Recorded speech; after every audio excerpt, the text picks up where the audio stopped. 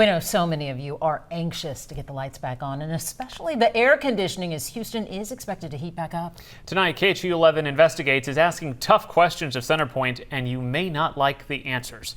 Jeremy Rogalski is live in Timber Grove with what he's learned. Jeremy. Yeah, guys, just a couple of hours ago, CenterPoint released a press release saying 10,000 out-of-town crews have been, quote, mobilized. But we wanted to know, why weren't those crews, as in past hurricanes, already here, pre-staged, before Beryl came rolling through?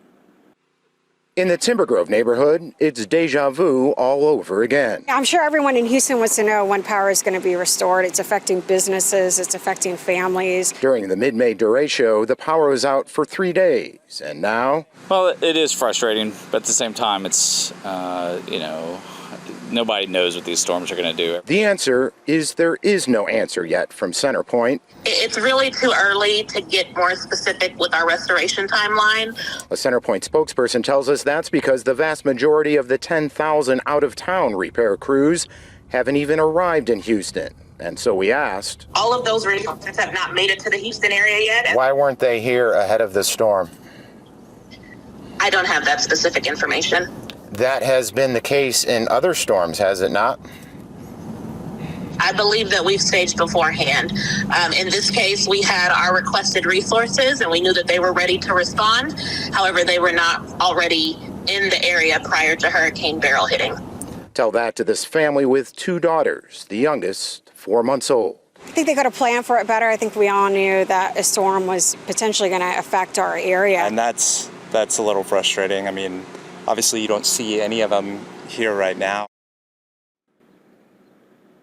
And when I pressed that CenterPoint spokesperson on why the company did not request outside help earlier, the spokesperson told me, quote, Beryl made more of an impact to our area than many believed was going to happen. Of course, Beryl was forecasted as a Cat 1 storm and came ashore as a Cat 1. Reporting live in Timber Grove, Jeremy Rogalski, KHOU 11 Investigates.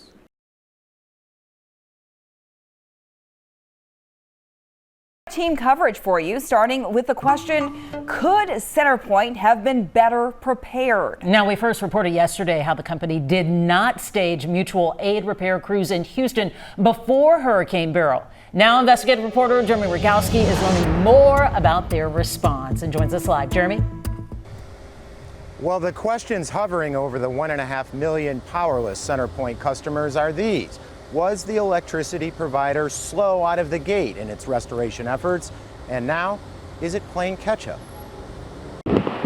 Hours before Beryl battered the state, Texans were assured CenterPoint is ready to go. But we've since learned that, unlike in past hurricanes, CenterPoint did not position out-of-town crews in Houston before the storm, so they could immediately hit the ground once the hurricane moved through. Outside help really has gotten out of the gate a half day late. While they were not in Houston, they were in nearby locations. Where were those nearby locations?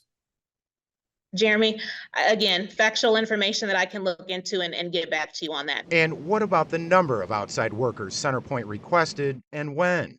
A spokesperson says pre-Beryl, the company initially asked for 2,500, but after Beryl hit, CenterPoint upped that request for a total of nearly 12,000. Did CenterPoint underestimate the need for the amount of personnel to get this job done and done quickly? Again, I think what the case was is we relied on information that we had at the time. And so we appropriately prepared for what we felt the event would be. At a midday briefing, Acting Governor Dan Patrick said the threat from Beryl was clear, and he'll request a full report of where outside crews were stationed and when they were asked to come in. What do you pledge to do once the dust has settled to ensure that CenterPoint is held accountable? Right now, Jeremy, if they made mistakes, we don't know if they did or not. If they made mistakes beforehand, then that will be addressed by the PUC. That's their job, and by the state legislature. The PUC, of course, is the Public Utility Commission of Texas, which has regulatory oversight over CenterPoint.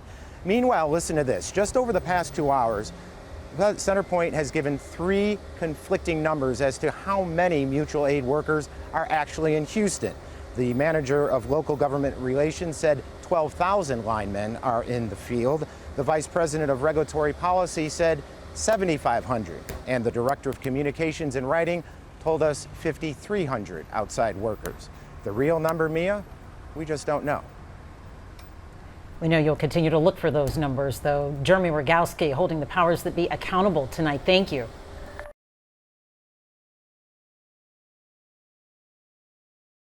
Power is an absolute major inconvenience. To say the least, but it can be a matter of life or death for people who rely on medical equipment powered by electricity. Investigative reporter Cheryl Mercedes is here now with more on the medically vulnerable. Cheryl. Hey Mia, Harris County has the most power-dependent people in the state with more than 23,000. That's according to the U.S. Department of Health and Human Services Medicare data. Now that includes people who are on oxygen tanks, wheelchairs, and ventilators. KHOU 11 Investigates looked at Harris County to see where the most power-dependent people live. And the top 3 zip codes are in Katy, Spring, and down here in Baytown.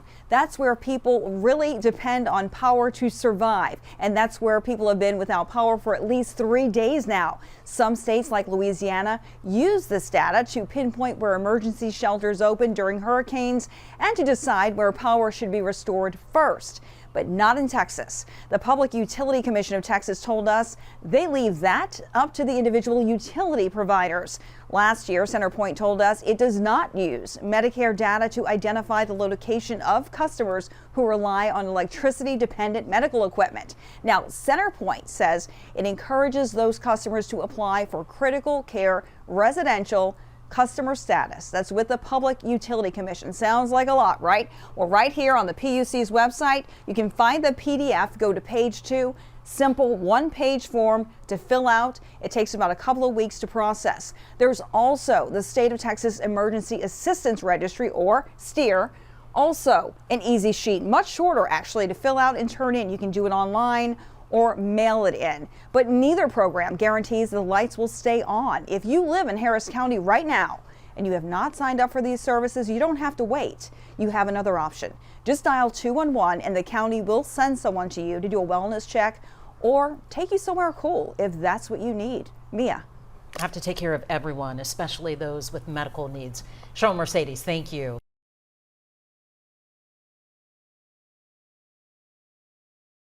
Meanwhile, CenterPoint has 18 staging areas for out-of-town crews. Viewers tell us they've driven by them and asked us why so many trucks were parked and not out in the field doing repair work. So the KHOU 11 Investigates team did some surveillance work today. Here's Jeremy Rogalski.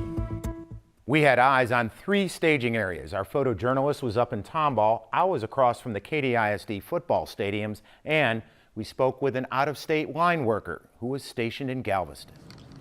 It's 8 in the morning at this Katy staging site, and we picked 3 random trucks to keep an eye on.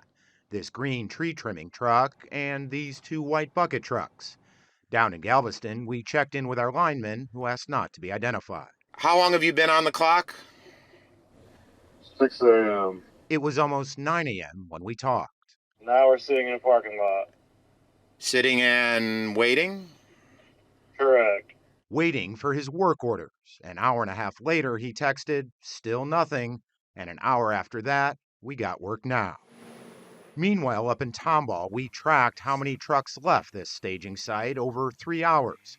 21 the first hour, 30 the next hour, and 22 the third. 67. The parking lot still had plenty of trucks when we left. And back in Katy, just past 11, and our 2 trucks are still here. Those white trucks didn't take off until 11:33. And as for that green tree trimming rig, our tree trimming truck's still there, and it is just after noon. It would be another 26 minutes before it took off, and by the time it made it to the job site, the first tree branch was cut at 1:18 in the afternoon. Darren Carroll is CenterPoint's Senior Vice President of Operations. Viewers are saying, I see all these trucks, but wonder why are they in this parking lot and not out in the field? It's a fair question. Totally empathize with customers thinking that and wondering that. What I will tell you is that safety is at the forefront of everything that we do. Carroll said external crews must undergo safety briefings and other logistical preparations, and that takes time. Should it take 4 or 5 hours to get these guys moving and doing the work they were hired to do? It's not something that happens in every case, and we don't know the exact circumstances of why that may have happened, right? So I don't want to speak to that as though it's the norm. CenterPoint's vice president adds that all outside crews are now in place and getting workers on the road should go quicker from here on out. Back to you. We'll pick it up from here. Jeremy Rogalski, thank you.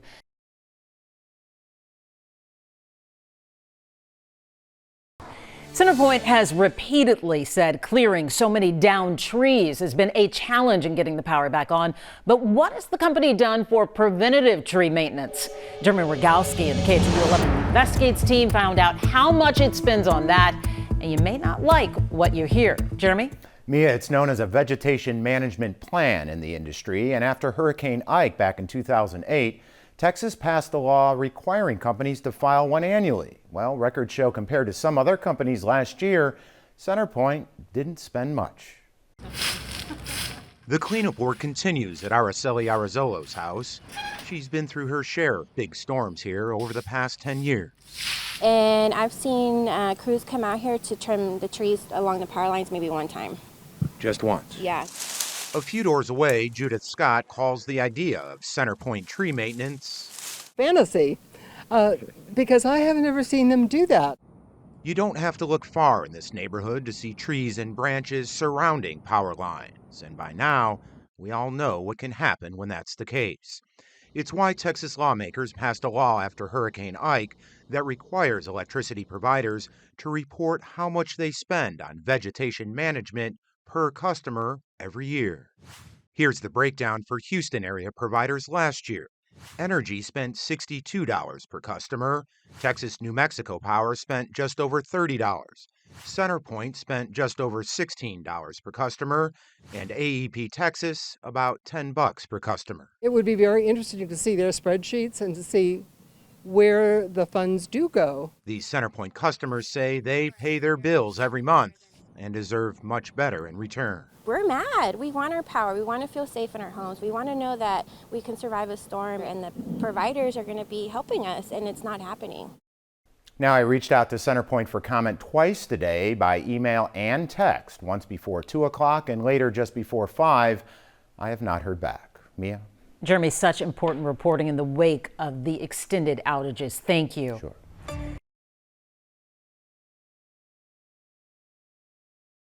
Power is off, but tonight customers are calling KHOU 11 News for help because their accounts online show them using electricity. Consumer investigative reporter Grace White is here to explain exactly what's going on. Grace? We've been getting calls from customers all over Houston, and it's not just one specific company. What's happening is when customers look at their accounts online, it looks like their power is on, but it's not. Richard Smith is on day 5 without power.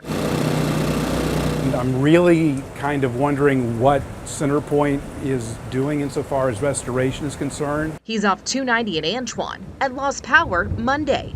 But when Smith checked his account online, something looked off. This is Tuesday, despite power loss Monday 10 a.m. This is your Tuesday, 7/9. Yeah. Yeah, what's going on?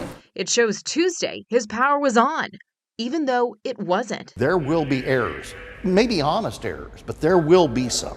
Dan Parsons with the BBB says customers should pay close attention in the days following a storm. And if you're not getting a response from your electric provider, don't give up. So you sometimes maybe have to layer your complaint to the BBB, to the Texas Attorney General, to the PUC if it's not getting resolved. We asked CenterPoint, what's going on? They told us in a statement, during this time, we may initially estimate usage using historical data if we can't communicate with meters during outages. Once we have information from the meters, we do update the usage sent to the retail electric providers, who should provide billing adjustments based on actual usage. Richard Smith just hopes it will be fixed before he's charged. Are you billing me for this? Are you going to come back later and erase it and correct the information? Information customers depend on, so they aren't left in the dark about the amount of electricity they're using. Grace White, KHOU 11 News.